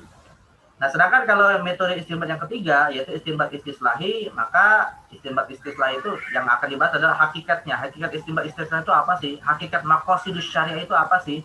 Ya karena maqasidus syariah ini atau istinbat istislahi termasuk ranah yang digunakan orang-orang liberal untuk mengotak-atik hukum Islam yang sudah tawabit, yang sudah baku gitu ya. Maka nanti akan kita perjelas hakikatnya apa? Apakah itu dalam rangka untuk menafikan dan menegasikan hukum yang sifatnya tabit ya, atau sebenarnya untuk menetapkan hukum atas masalah baru tanpa mengotak-atik masalah yang sudah ada hukumnya dan itu bersifat tabit atau bersifat tidak berubah. Lalu klasifikasinya ada 3 yang sudah kita bahas dalam bab maslahah, ada doruriyah, ada hajiyah, ada tahsiniyah. Ya, doruriyah itu artinya yang primer, hajiyah yang sekunder, tahsiniyah yang tersier. Caranya bagaimana? Operasionalisasi ya istinbat istislahi. Jawabnya menggunakan semua dalil-dalil yang bersifat legal. Artinya inilah yang membedakan dengan paham liberal. Orang-orang liberal itu biasanya menggunakan maqasidus syariah tapi tidak menggunakan pendekatan dalil-dalil syariah yang legal, malah menggunakan pendekatan ilmu budaya barat, menggunakan teori-teori yang itu datangnya dari konsep-konsep yang bertentangan dengan Islam. Nah, ini tidak ya. Para ulama usul fikih menetapkan tetap harus berpegang kepada dalil-dalil yang legal, apakah Al-Quran, Sunnah, Ijma' yang disepakati atau dalil-dalil yang diperselisihkan tapi bisa diterima oleh sebagian mazhab. Lalu syaratnya apa? Nanti syaratnya juga ditetapkan agar istinbat istislahi itu tidak dianggap bertentangan dengan kaidah-kaidah atau dengan dalil-dalil yang sudah disimpulkan lewat istinbat bayani dan istinbat taklili. Nah, dalil yang legal itu apa? Bisa jadi menggunakan nas, maka nanti menggunakan istinbat bayani. Bisa jadi menggunakan ta'lil nas, maka akan menggunakan istinbat qiyasi. Bisa jadi menggunakan istidlal atau menggunakan dalil-dalil yang itu dikategorikan dalil tabaiyah. Dalil tabaiyah itu adalah dalil sekunder ya. Yang dimaksud dalil sekunder ini adalah dalil yang diperselisihkan. Apakah menggunakan uruf, menggunakan syadu zari'ah, menggunakan istishab dan seterusnya. Nah, itu semua nanti akan menjadi dasar bolehnya seseorang melakukan istinbat istislahi atau yang sering kita kenal dengan istilah maqasidus syariah. Lalu tadi ya metode kompromistis ya ta'arudul adillah. Nah, kalau ta'arudul adillah ya tadi sudah kita sebutkan ada nas versus nas ya, nas versus qiyas. Maka metodenya ada 3. Ada metode jam'u, nasakh, tarjih.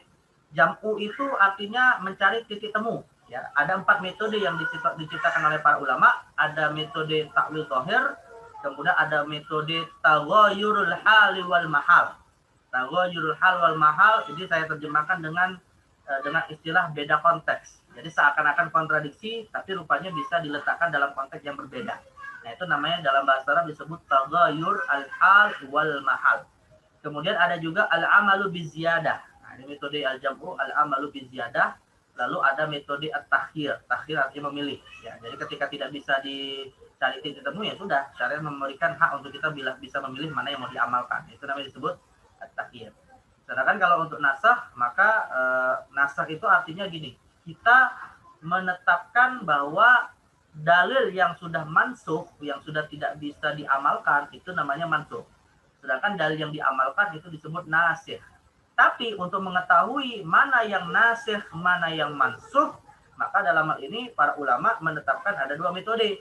Bisa diketahui ya aspek sejarahnya. Artinya Al-Quran itu kan turunnya kita bisa ketahuan mana yang makki madani ya, atau kalau hadis Nabi itu juga urutnya, mana yang urutnya di Mekah, mana yang di Madinah. Nah, itu kalau diketahui sejarahnya, maka cara mengetahuinya bagaimana?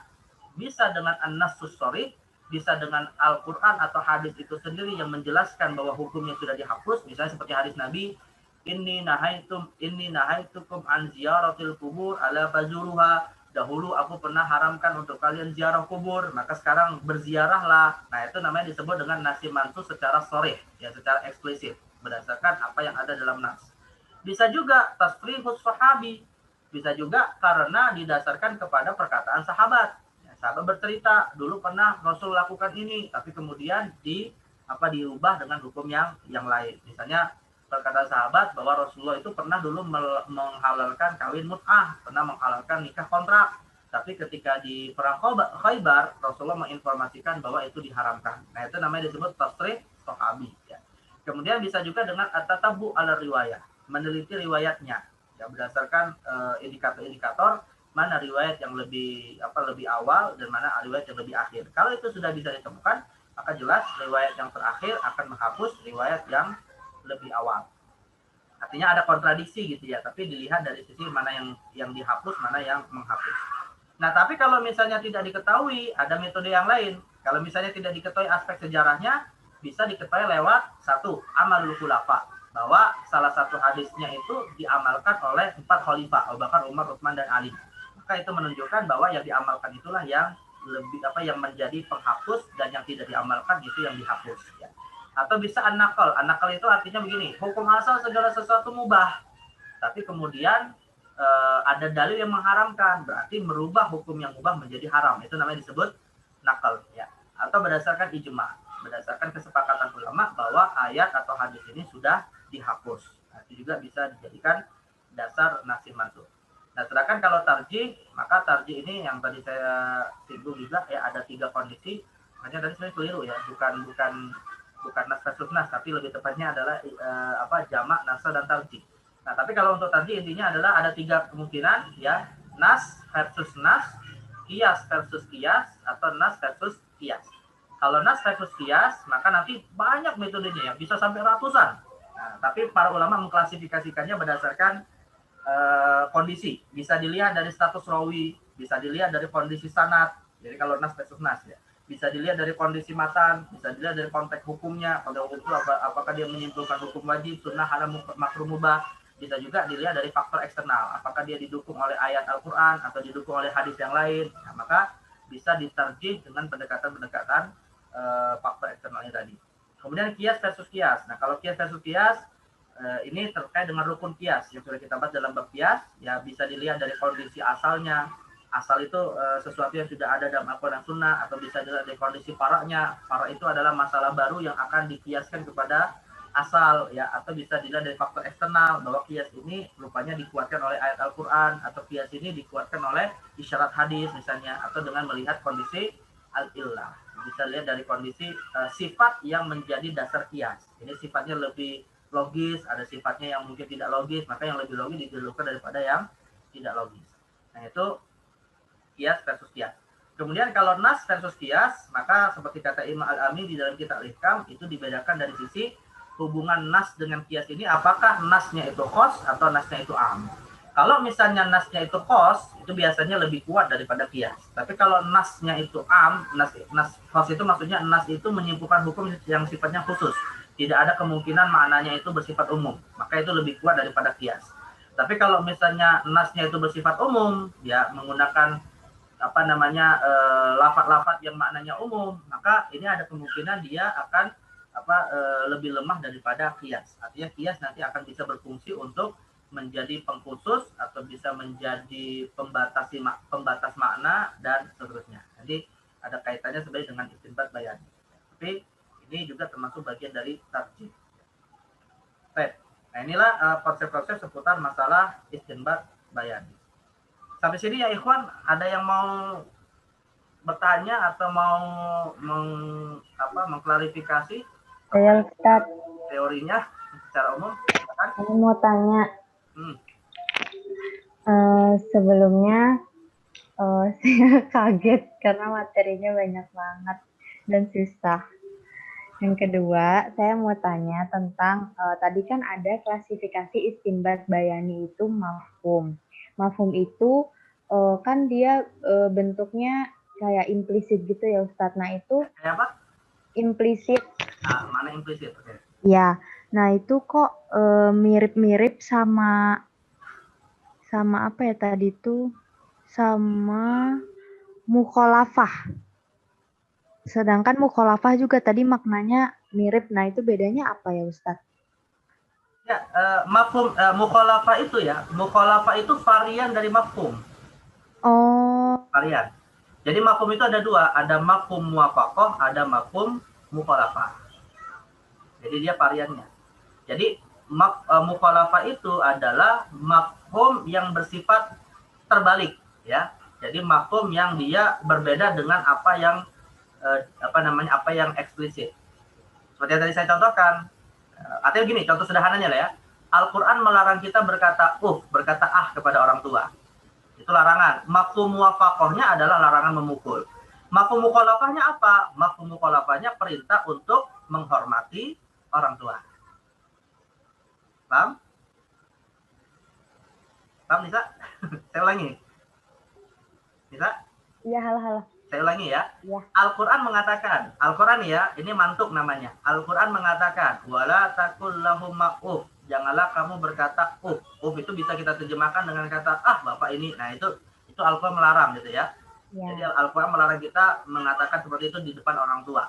Mafhum muwafaqahnya, pemahaman yang sejalan tapi lebih tinggi adalah kita dilarang memukul. Ya, itu namanya mafhum muwafaqah. Jadi kalau berkata saja nggak boleh, apalagi memukul. Nah, itu namanya mafhum muwafaqah. Tapi ada juga di dalam ayat ini mafhum mukhalafah. Mafhum mukhalafahnya apa? Lah kalau berkata nggak boleh, berarti kita wajib berkata yang baik di hadapan orang tua. Nah, itu namanya mafhum mukhalafah. Oh iya, ya? Ustaz. Ya, makasih. Nah, itu jadi varian dari mafhum sebenarnya. Tapi tadi saya singkat saja ya, muwafaqah, mukhalafah itu saya singkat begitu. Tapi sebenarnya detailnya adalah mafhum muwafaqah, mafhum mukhalafah. Nah, itu detail. Ya nanti saya seperti biasa akan saya share ya ke kalian PDF-nya, PDF terkait dengan ini tadi, yang kalau di PowerPoint kan biasanya singkat-singkat gitu. Tapi PDF-nya nanti bisa kalian ulangi lagi, merojaah lagi, ya. Termasuk makna-maknanya, contohnya dan seterusnya. Baik, masih ada yang mau tanya lagi? Kok bingung nih nanya ya, karena memang saya baru jelasin teorinya dulu secara global. Jujur sih, saya Dani ya, sebenarnya bukan agak sih, emang kayak bingung bagaimana untuk bisa mengkoneksikan satu dengan yang lainnya seperti itu. Mungkin ini sih, Ustaz, kayak misalnya contoh dari misalnya perdebatan fikih yang mana sih mungkin yang bisa dicontohkan seperti itu. Misalnya kayak saya lupa tadi apalah pengertiannya, tapi mungkin kayak yang nggak tahu lah contohnya, saya juga bingung. Contoh kasus fikih yang istilahnya sekarang masih jadi perdebatan, dan mungkin misalnya ulama yang ini punya yang ini, ulama yang itu punya yang itu, seperti itu.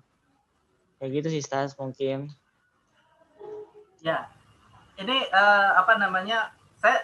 kalau kalian ingin meluaskan bacaan, saya rekomendasikan satu buku yang alhamdulillah sudah diterjemahkan. Ya, untuk mengetahui sebab-sebab perbedaan para ulama, tapi bukan hanya teori saja, langsung aplikatif. Ya, nama kitabnya adalah Bidayatul Mujtahid wa Nihayatul Muqtasid. Itu karya Imam Ibn Rushd, sudah diterjemahkan ke bahasa Indonesia kalau tidak salah salah satunya oleh penerbit Al-Akbar. Ya. Jadi di dalam buku ini dua jilid, ada 2 jilid besar.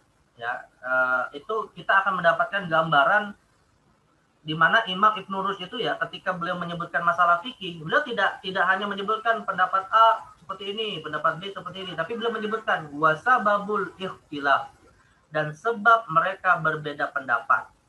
Kebanyakan kalau kita baca ini, karena juga kurikulum saya ketika di Libya, kalau dianalisa, kebanyakan sebab perbedaan ulama itu adalah karena adanya ta'arudul adillah, karena adanya kontradiksi dalil.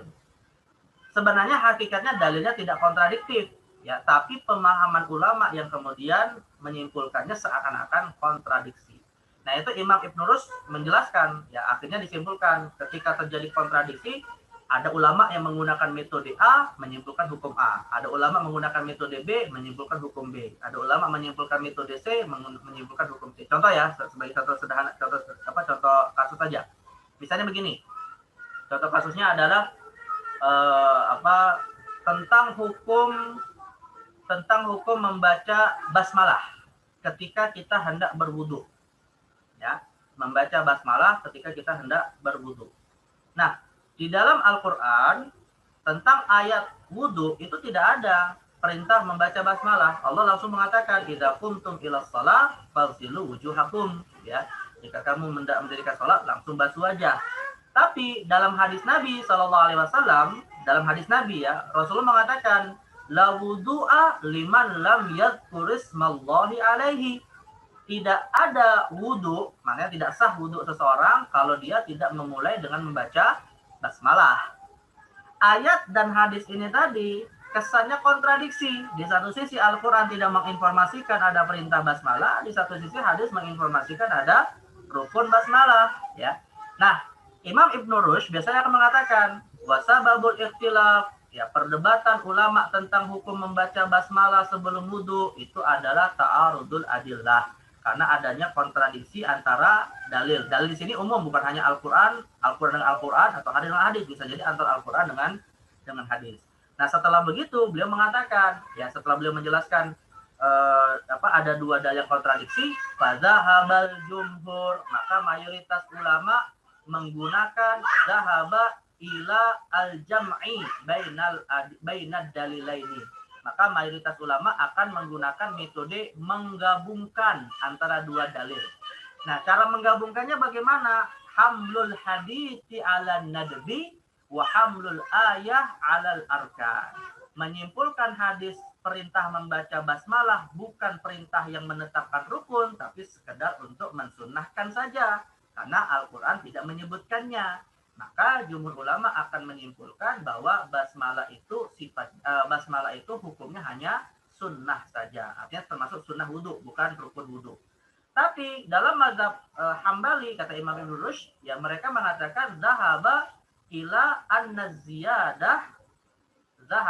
ala anna ziyadah ma'murun bihi. Maka mazhab Hambali akan menggunakan metode bahwa tambahan hadis itu adalah tambahan hukum yang harus diamalkan sebagaimana Al-Quran juga diamalkan. Maka dalam mazhab Hambali membaca basmalah termasuk rukun wudhu. Kalau tidak membacanya, wudhunya tidak sah. Nah, jadi inilah yang disebut dengan ada dalil, ya, yang kemudian kesannya kontradiksi tapi juga akan melahirkan kesimpulan hukum yang berbeda tergantung bagaimana metode di dalam menggunakan metode yang digunakan untuk memahami ayat dan hadis yang kontradiksi itu. Contoh lain misalnya adalah ini dua-duanya hadis. Sebenarnya saya ingin menyebut contoh ini ketika kita bahas detail nanti persoalannya, ya. Ini karena saya baru mengenalkan teorinya saja gitu, ya.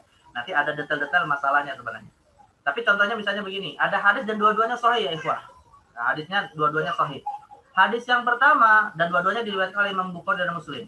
Hadis yang pertama, Rasulullah SAW, ya, mengatakan idza ataitumul ghaid fala tastaqbilul qiblata wala tastadbiruha. Kalau kamu buang hajat, janganlah membelakangi atau menghadap kiblat. Nah, itu hadis yang nanti kalau secara istinbat bayani, secara analisa bahasa, berarti menunjukkan buang air besar itu atau buang air kecil tidak boleh menghadap atau membelakangi kiblat, ya. Tetapi ada hadis yang juga sahih riwayat Imam Bukhari dan Muslim dari Abdullah bin Umar bahwa Rasulullah itu pernah disaksikan oleh Abdullah, beliau pernah buang hajat, buang air kecil dalam kondisi dalam kondisi membelakangi kiblat, ya. Jadi Ibnu Umar itu pernah tanpa sengaja beliau menaiki loteng rumah Rasulullah yang itu ditempati oleh Hafsah, dan Ibnu Umar adalah saudara dari Hafsah. Ya, karena ada suatu kebutuhan, beliau naik ke rumah di atas lotengnya Hafsah yang rupanya di situ ada Rasulullah, dan didapati Rasulullah buang air kecilnya malah membelakangi kiblat, ya. Nah, jadi ada dua hadis nih yang dua-duanya sahih. Secara sabda Rasulullah melarang membelakangi kiblat, tetapi secara praktek Rasulullah malah membelakangi kiblat, gitu, ya. Nah, disinilah nanti ulama kita ketika memahami dua hadis yang kontradiksi ini punya metode yang berbeda, dan metode itulah yang nanti menjadi sebab kesimpulan hukumnya berbeda. Nah, apa itu? Kalau dalam mazhab Hanafi, ya, dalam mazhab Hanafi mereka menggunakan metode tarjih. Tarjih itu artinya salah satunya diambil, yang lain ditinggalkan, tidak usah diambil. Nah, tarjihnya bagaimana? Kata mazhab Hanafi, sabda itu lebih kuat daripada perbuatan. Hadis tentang larangan menghadap dan membelakangi kiblat itu sifatnya qauli. Qauli itu artinya sabda, langsung terucap dari lisan Rasul. Nah, sedangkan hadis yang Rasulullah membelakangi kiblat saat buang hajat itu adalah kesaksian sahabat dari perbuatan Rasul. Maka kemudian sabda lebih kuat daripada kesaksian sahabat. Karena bisa jadi kesaksian sahabat ini juga mungkin saja keliru. Ya walaupun beliau menyaksikannya dan menisbatkan kepada Rasul. Maka dalam madzhab Hanafi tetap secara mutlak tidak boleh menghadap atau membelakangi kiblat. Karena qauli atau sabda lebih kuat daripada perbuatan. Tapi mazhab jumhur ulama, mayoritas ulama ya selain Hanafi, mereka punya metode lain. Metodenya bukan tarjih, tapi metodenya jamak. Jamak itu artinya menggabungkan sebisa mungkin dua-duanya diamalkan. Sebisa mungkin dua-duanya diamalkan, tidak ada yang ditinggalkan. Nah, tetapi bagaimana cara mengamalkannya? Yang tadi saya sempat singgung. Cara mengamalkannya adalah al-jam'u bitaghayyuril mahab. Menggabungkan dua hadis itu untuk bisa diambil dengan cara meletakkan masing-masing hadis dalam konteks yang berbeda. Nah, konteks yang berbedanya bagaimana? Hadis sabda yang Nabi melarang kita buang hajat menghadap atau membelakangi kiblat itu kalau hajatnya dibuang di tempat terbuka, maka kita dilarang menghadap atau membelakangi kiblat. Tapi kalau kita buang hajatnya di tempat yang tertutup, di dalam kamar mandi misalnya, maka itu tidak dilarang. Karena Rasulullah ketika buang hajat yang tanpa sengaja disaksikan oleh Ibnu Umar itu berada di dalam rumah. Ya, dan di dalam rumah artinya tertutup, ada satirnya, maka tidak ada masalah kalau menghadap atau membelakangi kiblat. Jadi diletakkan dalam konteks yang berbeda. Dua-duanya bisa diamalkan tapi dalam konteks yang berbeda. Nah, namun kalau dalam mazhab Hanafi tidak, mau di dalam ruangan, mau di luar ruangan, pokoknya di mana saja tidak boleh menghadap dan membelakangi kiblat. Ya, karena lebih merojihkan hadis qauli daripada hadis fi'li, ya, merojihkan sabda daripada kesaksian sahabat atas perbuatan Nabi Shallallahu Alaihi Wasallam. Nah, akhirnya kesimpulan hukumnya ya berbeda karena metode yang digunakan pun berbeda dalam memahami hadis. Padahal dua-duanya nih ya, dua-duanya hadisnya sahih, tapi cara memahaminya yang kemudian mereka berbeda pendapat. Nah, itulah metode-metode yang tadi saya panjang lebar sebutkan. Sebenarnya satu sama lain akan ada saling keterkaitan ya, satu sama lain akan ada keterkaitan. Tapi ya tadi saya katakan kita yang sebenarnya saya pribadi ya, saya tahu teorinya tapi belum tentu saya bisa mempraktekannya ya. Karena ini memang usaha para ulama yang tidak mudah karena harus menguasai banyak ayat, harus menguasai banyak hadis dan juga menguasai seluk-beluk bahasa Arab yang sangat luas sekali. Ya, kita sih cukup mendapatkan kesimpulannya selesai gitu ya. Ya mungkin begitu ya, Dani. Nanti siap, Ustaz. Terima kasih. Nanti bacalah PDF yang nanti saya tulis ya kalau memang sulit memahami penjelasan saya sebagai tambahan, insya Allah. Baik, masih ada lagi? Mau nanya. Ya, silakan. Kalau yang terkait tadi dilarang buang air menghadap atau membelakangi kiblat, kalau yang jumhurnya itu lebih yang mana ya Ustadz? Maksudnya boleh atau nggak boleh? Jumhur itu boleh dan tidak boleh tergantung di mana dibuang hajatnya. Oh, dia yang tergantung berarti yang mix gitu ya Ustadz? Nah, kalau di tempatnya terbuka ya, terbuka itu misalnya gini, kalian lagi hiking naik gunung, berarti kan terbuka ya, atau di tengah lapang misalnya. Nah, itu tidak boleh. Ya. Baik, apa? Jadi jumhur intinya mereka mengatakan boleh dan tidak bolehnya itu secara kondisi ya. Itu jumhur. Jadi kalau misalnya gini, kalian di tempat tertutup ya punya kamar mandi yang sudah posisinya menghadap atau membelakangi kiblat, ya sudah biarkan saja, nggak ada masalah karena memang kalau itu tertutup tidak dilarang. Gitu. Nah, itu jumhur mengatakan seperti itu. Oh, oke, makasih Ustadz. Soalnya pernah dengar kalau bisa bangun rumah jangan yang menghadap atau membelakangi kiblat kamar mandinya. Terus yang kedua, betul itu. Artinya begini, kalau baru mau bangun sebaiknya ya untuk menghindari perdebatan jangan menghadap kiblat. Oh, gitu. Ya? Paham. Kalau baru bangun. Tapi kalau sudah terlanjur ya sudah biarkan saja, nggak masalah. Terus yang kedua, tadi kalau nggak salah mukhalafah salah satu contohnya zakat untuk hewan, zakat itu hanya untuk hewan yang diternak. Terus itu maksudnya gimana ya Ustadz? Jadi bingung sama contoh yang tadi dalil orang tua gitu. Jadi begini, hewan ternak itu kan dia butuh makanan ya. Hewan ternak sapi, unta, kambing itu butuh makanan. Nah, yang namanya makanan hewan itu ada dua kemungkinan. Pertama bisa dia digiring di tempat penggembalaan di padang rumput. Atau bisa jadi dia hanya dikandangi, kemudian rumputnya itu diambil oleh pemiliknya. Ya. Nah, hadis Nabi mengatakan, Fisaimatil ghanami shadaqah. Di dalam hewan ternak yang saimah itu ada kewajiban zakat. Saimah itu dalam bahasa Arab artinya digembalakan di padang rumput. Jadi Rasul memberikan sifat atas hewan ternak yang wajib dizakati adalah kalau dia makanannya lewat penggembalaan di padang rumput. Itu sifatnya. Maknanya kalau misalnya hewan itu tidak digembalakan di padang rumput, ya berarti hukum asalnya tidak ada kewajiban zakat. Makanya kalau misalnya nih ya di perkotaan nih yang namanya padang rumput sulit dicari, ya kecuali dengan pergi ke tempat yang jauh dan tidak bisa menggiring hewan ke sana, yang mana nanti kemudian pengembalanya lah yang mengambil rumput. Ya maka hukum asalnya hewan yang dikandangi tadi yang tidak digembalakan itu nggak wajib zakat, tidak wajib ditunaikan zakat. Hukum asalnya kecuali kalau menggunakan instrumen yang lain. Nah, instrumen yang lain itu apa? Kalau misalnya hewan itu diperjualbelikan, berarti dia masuknya bukan zakat hewan ternak, tapi zakat urudut tijarah. Jadi jatuhnya nanti bukan zakat hewan ternak, tapi zakat perdagangan, ya. Dan konsep zakat hewan ternak itu berbeda dengan zakat perdagangan. Kalau zakat hewan ternak, ya dia punya nisabnya sendiri. Kalau kambing nisabnya 40, kalau sapi nisabnya 30, kalau unta nisabnya 5 ekor, itu kalau zakat hewan ternak. Tapi kalau dia masuknya ke instrumen perdagangan, maka nisabnya adalah nisab emas, yaitu 85 gram emas. Nah, berubah nanti konsepnya ya. Paham ya?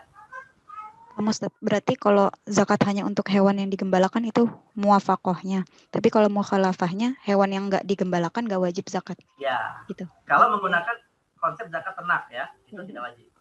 Terima kasih Ustaz. Sudah? Ini mau maghrib ya? Kalau saya lanjutkan nanti gantung. Atau mungkin sampai sebelum maghrib ada yang mau tanya lagi? Atau mau mengkonfirmasi materi-materi sebelumnya, silakan.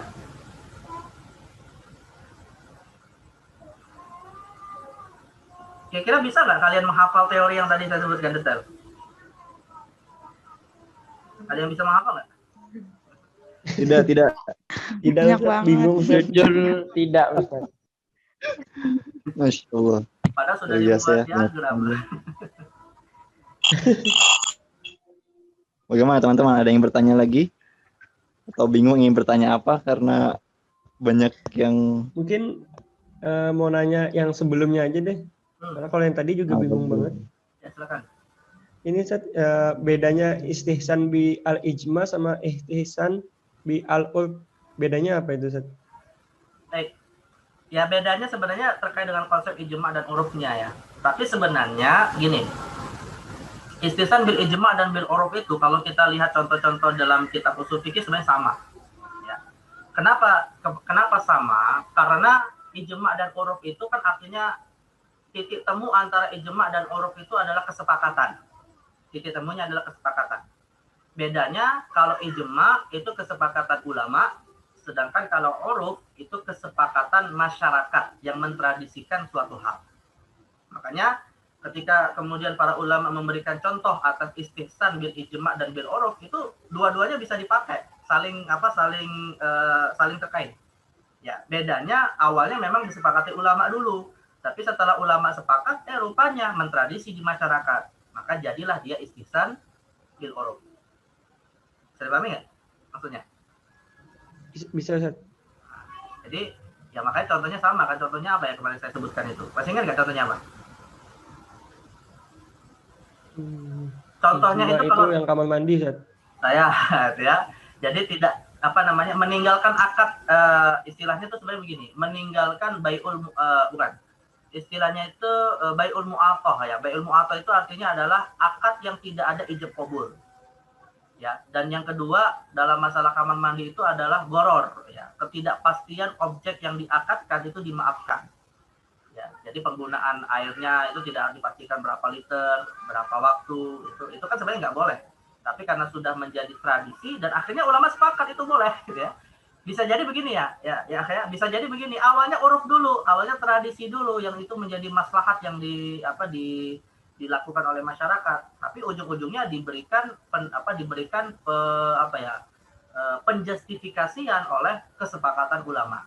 Nah, itu bisa seperti itu. Atau sebaliknya, awalnya adalah ijma, lalu kemudian mentradisi di masyarakat. Walaupun pada prakteknya sih kalau dalam dalam prakteknya biasanya uruf dulu, ya. Artinya tradisi masyarakat yang sudah terbiasa dengan hal tersebut, lalu kemudian unsur-unsur keharamannya itu dianggap dimaafkan karena masalahnya lebih besar daripada unsur keharamannya. Maka kemudian diakuilah menjadi suatu ijma.